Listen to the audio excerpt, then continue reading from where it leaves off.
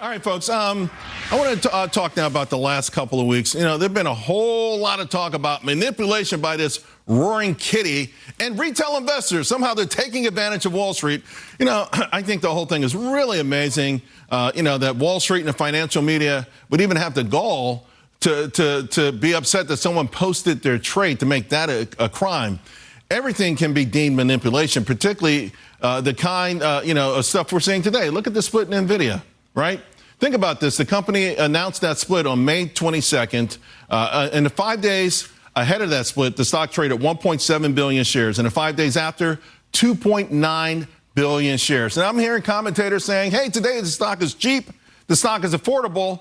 And I do want to scream when I hear that. No, the stock is 29% more expensive than it was on May 22nd when they manipulated the public with the split announcement, knowing that they can get retail to pay up and pay up and pay up.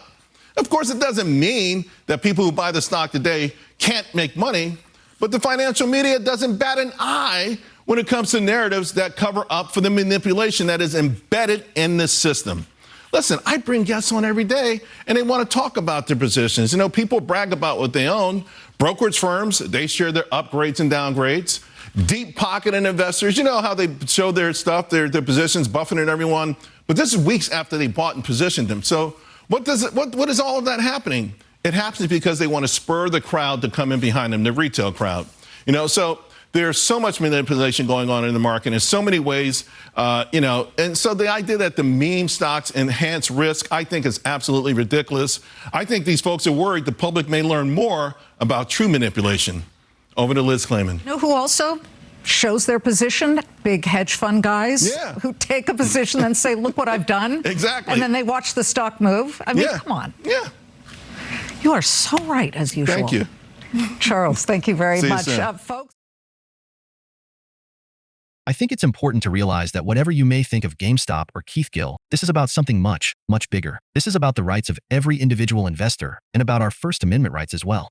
You may recall many in the financial press talking about E-Trade considering to remove Keith from their platform, and that doesn't seem to have worked out. So earlier today, some in the financial press were discussing the idea of regulators stepping in and banning Keith from the entire market for life. That blows my mind.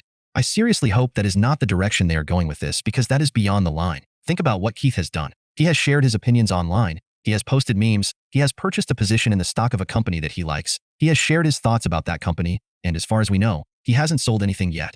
So what has he done wrong? What has Keith done that is any different from what the money managers who go on national television every day do? Keith should not be banned from trading or investing in the markets. Not at all. If regulators want to do something about market manipulation, they should be considering why large portions of individual investors' order flow is being bought and routed off exchange to non-transparent alternative trading systems known as dark pools. They should be asking why payment for order flow is still allowed when it has already been banned in many other countries due to the conflicts of interest it creates.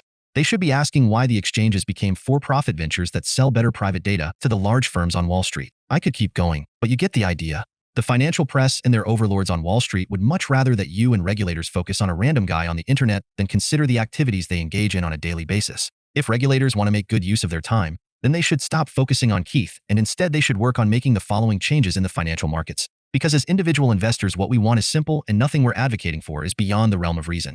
Individual investors want a free, fair, and transparent stock market. We want large institutions to be held accountable for their actions. We want individual investors to have access to the same real-time data from exchanges' better private feeds, which is currently only available to the large firms on Wall Street. We want short sale data to be reported in real time. We want an end to excessive amounts of failures to deliver, and we want entities who fail to deliver on their obligations to be held accountable. We want an end to payment for order flow due to the insane conflicts of interest it creates. There's a reason why so many other countries have already banned it. We want the exchanges to be not-for-profit utilities as they once were. The exchanges becoming for-profit ventures has created so many conflicts of interest at the expense of individual investors. We want increased competition among market makers. And we want all of individual investors' orders to be routed directly to lit transparent exchanges rather than opaque alternative trading systems known as dark pools.